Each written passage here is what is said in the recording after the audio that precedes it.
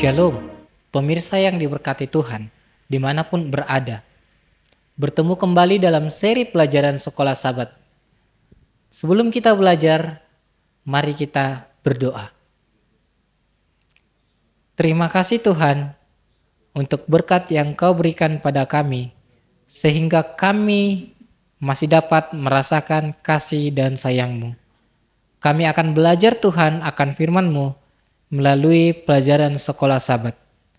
Kiranya berkati kami Tuhan, agar kami mengerti apa yang firman-Mu katakan kepada kami. Bersabdalah dengan kami Tuhan, ampunkan kami dari segala dosa kami, dalam nama Yesus kami berdoa. Amin. Bapak Ibu sekalian, pelajaran Sekolah Sabat hari Rabu tanggal 19 November 2025 berjudul Pahlawan yang Rendah Hati. Daftar panjang nama-nama tempat yang merupakan tonggak perbatasan wilayah yang diberikan kepada suku-suku Israel diakhiri dengan laporan pembagian tanah kepada dua pahlawan, yaitu Kaleb dan Yosua dari pengintaian pertama. Kaleb menerima warisan pertama, sementara Yosua menerima warisan terakhir. Sampai di sini, Yosua telah membagi-bagikan tanah kepada suku-suku Israel. Sekarang saatnya bagi orang-orang Israel untuk memberikan warisan mereka kepada Yosua. Bacalah Yosua 19 ayat 49 sampai 51. Setelah orang Israel selesai membagikan negeri itu menjadi milik pusaka mereka menurut daerah-daerahnya, maka kepada Yosua bin Nun diberikannya milik pusaka di tengah-tengah mereka. Sesuai dengan titah Tuhan, mereka memberikannya kepada kota yang dimintanya, yakni Timnat Serah di pegunungan Efraim. Kota itu dibangunnya dan menetaplah ia di sana. Itulah milik pusaka yang diperundikan di antara suku-suku orang Israel di Silo oleh Imam Eliezer, oleh Yosua bin Nun, dan oleh para kepala kaum keluarga di hadapan Tuhan, di depan pintu kemah pertemuan. Demikianlah diselesaikan mereka pembagian negeri itu. Saudara sekalian, apakah implikasi dari fakta bahwa pemimpin besar Israel yang membagi-bagikan tanah justru menerima warisan? Kota yang diterima Yosua adalah Timnat Serah, sebuah nama yang terdiri dari dua kata. Kata pertama yaitu Timnat berasal dari kata kerja manah, yang artinya menghitung atau menetapkan dan berarti bagian atau wilayah. Kata kedua yaitu dapat berasal dari kata kerja Ibrani yaitu serah, yang berarti kelebihan atau sisa. Bandingkan dengan Keluaran 26 ayat 12. Nama kota Yosua dapat diterjemahkan sebagai bagian yang tersisa atau wilayah yang tersisa.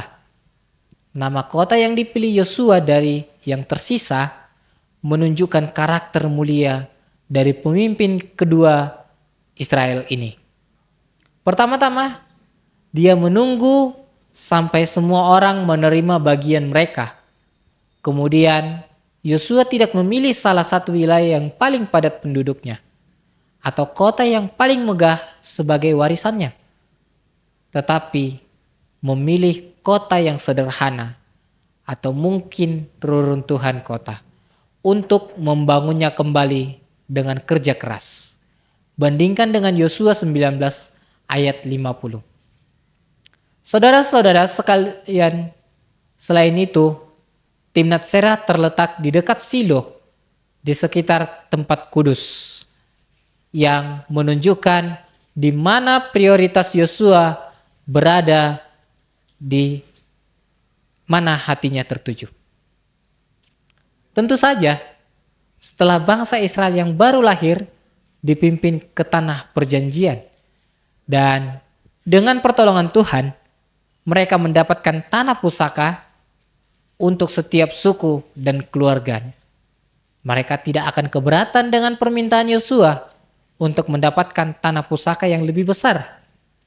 Namun, Yosua puas untuk menjalani kehidupan yang sederhana dengan fokus pada apa yang paling penting. Sehingga mewujudkan doa yang diucapkan oleh Daud. Satu hal yang kuminta dari Tuhan, itu yang akan kuingini. Diam di dalam rumah Tuhan seumur hidupku. Menyaksikan kemurahan Tuhan dan menikmati baiknya. Mazmur 27 ayat 4. Saudara sekalian, pelajaran apakah yang dapat Anda ambil untuk diri sendiri mengenai sikap Yosua? Bagaimanakah Anda dapat menerapkannya pada diri Anda sendiri sekarang ini? Tuhan memberkati. Mari kita berdoa. Terima kasih Tuhan untuk pekabaran firman-Mu melalui pelajaran sekolah Sabat yang kami terima pada hari ini. Tuhan, kami memohon kepadamu akan contoh yang Tuhan sudah berikan kepada kami, bagaimana kami akan bertindak dalam kehidupan sehari-hari kami. Ampunkan kami dari segala dosa Tuhan, agar kami layak menerima berkat yang Engkau berikan. Tuhan, permohonan kami untuk para pendengar yang ada di rumah, yang ada di tempat kerja, ataupun di mana mereka berada. Kiranya Engkau berkati apapun yang mereka lakukan, sehingga mendatangkan berkat bagi mereka dan keluarga mereka Tuhan. Berkati Tuhan umat-umat Tuhan dimanapun mereka berada, sehingga kami dapat belajar lebih dalam lagi akan firman-Mu. Ampunkan kami dari segala dosa kami. Terpuji dan termulia nama-Mu Tuhan. Dalam nama Yesus. Amin.